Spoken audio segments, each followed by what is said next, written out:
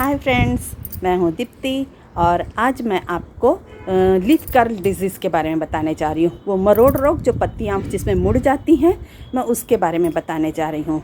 ये अधिकतर जो है कहना चाहिए मिर्ची के पौधे में, टमाटर के पौधे में इसमें ज़्यादा होता है। तो इसमें क्या है कि पत्तियाँ मुड़ जाती है जिसके कारण से फोटोसिंथेसिस नहीं हो पाता और इसलिए पूरे प्लांट का विकास रुक जाता है। वैसे मेनली ये 3 कारण से होता है। एक तो होता है थ्रिप्स के कारण। ये मतलब बहुत ही छोटे छोटे एकदम माइन्यूट इंसेक्ट्स होते हैं जो कि प्लांट का जो जूस है, रस है, वो सक करते हैं, चूस लेते हैं। इसके कारण से डेवलपमेंट नहीं हो पाता है। दूसरा वायरस के कारण, उसके कारण भी पत्तियां मुड़ जाती हैं। और तीसरा है माइट्स के कारण। छोटे छोटे जो इंसेक्ट्स होते हैं वो उस पर बैठते हैं, उस पर अंडे भी देते हैं और उसका रस भी चूसते हैं। तो अभी मैं सबसे पहले आपको यही दिखाने जा रही हूँ कि किस तरह से ये रोग होता है और फिर हमें उसकी कैसे रोकथाम करनी चाहिए, किस प्रकार की दवाई डालनी चाहिए। मैं ऑर्गेनिक दवाई ही बताऊँगी ताकि उस पर आसानी से कोई केमिकल वगैरह का यूज़ मैं नहीं करती हूँ, इसीलिए कैसे उसको हटाया जाए, कैसे रोका जाए, ये मैं आपको बताऊँगी। और अगर इसी तरह की जानकारियाँ प्राप्त करने के लिए आप मेरा चैनल सब्सक्राइब कीजिए और साथ ही साथ बेल आइकॉन दबा लें ताकि आपको नोटिफिकेशंस मिलती रहे। चलिए, ये मेरे मिर्ची के पौधे हैं। ये देखिए, थोड़ा ये पत्तियाँ ऐसी ये हो गई हैं, रिंकल्स आ गए हैं, मुड़ने लगी है। ये ऊपर की ओर मुड़ती हैं, ये भी जैसे थोड़ी मुड़ रही है, या फिर नीचे की ओर मुड़ती है। ऐसे ये पहले भी ऐसी हुई थी, लेकिन उस पर मैंने दवाई का छिड़काव किया था तो दोबारा से होने लगी है। और इस एक पौधे को तो मैंने खैर नीचे से काट ही दिया था, पूरी की पूरी हो गई थी, तो तभी फिर से होनी शुरू हुई है। तो इसमें मैं थोड़ा फिर से दवाई का छिड़काव कर रही हूँ। अगर ऐसे आपका होता है, पत्तियाँ मुड़ने लगती है, इसको मरोड़ रोग भी बोलते हैं, तो इस तरह से पत्तियाँ मुड़ने लगती है। ये अधिकतर मिर्ची के पौधे में होती है और टमाटर के पौधों में होती है। तो अभी हम मिर्ची और टमाटर के पौधे और साथ साथ ही बाकी पौधों में भी जितने छोटे छोटे हैं उनमें छिड़काव कर देंगे। तो उसके लिए आप ऐसा वाला अगर आपके पास हो तो बहुत ही अच्छा है, क्योंकि इसमें बहुत आसानी से होता है। नहीं तो कोई भी चलेगा, बस उसमें से थोड़ा प्रेशर में मतलब कि कहना चाहिए फव्वारे की तरह निकलना चाहिए, बहुत हल्के फव्वारे की तरह। जैसे ये है, मैं आपको दिखा रही हूँ, ये ऐसा। ये पत्तियों को अच्छे से डाल देते हैं। तो मैं आपको बताऊंगी मैंने क्या क्या इसमें मिलाया है। ये तो पत्तियां अच्छी है पर फिर भी मैं इसलिए डाल दे रही हूँ क्योंकि इसके साथ में ही है, तो हो सकता है कि उनसे ये हो।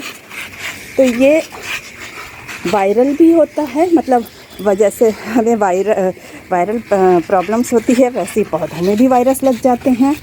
तो ये वायरस के कारण से भी हो सकता है, या फिर ये कहना चाहिए दूसरे और भी कई कारण से हो सकता है। बोरॉन की कमी होती है तब भी इस तरह से होता है।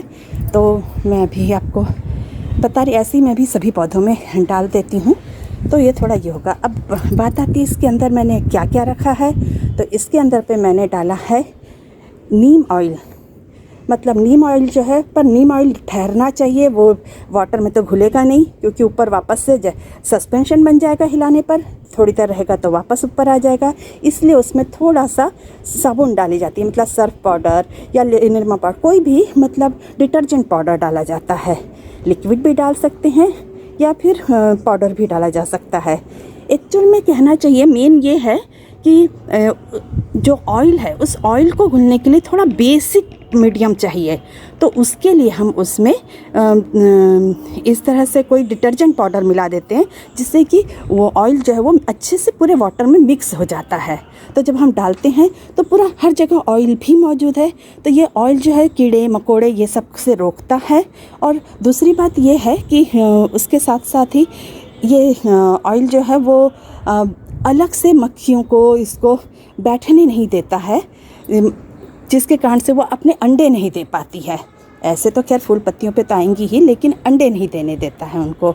और इसके साथ ही साथ में मैंने इसमें जो स्पेशल चीज़ें मिलाई है, जिसके कारण से, क्योंकि मैंने पहले भी नीम ऑयल डाला था, थोड़ा ठीक कर देता है, पर जब बहुत ज़्यादा हो जाता है, जैसे कि ये पत्ती में हो गया है, ऐसा बहुत ज़्यादा जब रोग बढ़ने लगता है तो उस समय पर सिर्फ नीम ऑयल काम नहीं करता है, तब ज़रूरी हो जाता है कि उसमें हम कुछ और डालें। तो जैसे आपने और भी जगहों पे देखा होगा कि इतना लहसुन ले लो, इतना अदरक ले लो, इतनी प्याज ले लो, लेकिन मैं कहूँगी अगर हम जितने की हमें इसमें से सब्जियां मिलेगी उससे ज़्यादा अगर दवाई करने में ही यूज़ कर लेंगे तो फिर क्या फ़ायदा, क्योंकि हम ऑर्गेनिक खेती कर रहे हैं, ऑर्गेनिक रूप से इसको डेवलप करना चाहते हैं, तो हम केमिकल्स तो डालेंगे नहीं।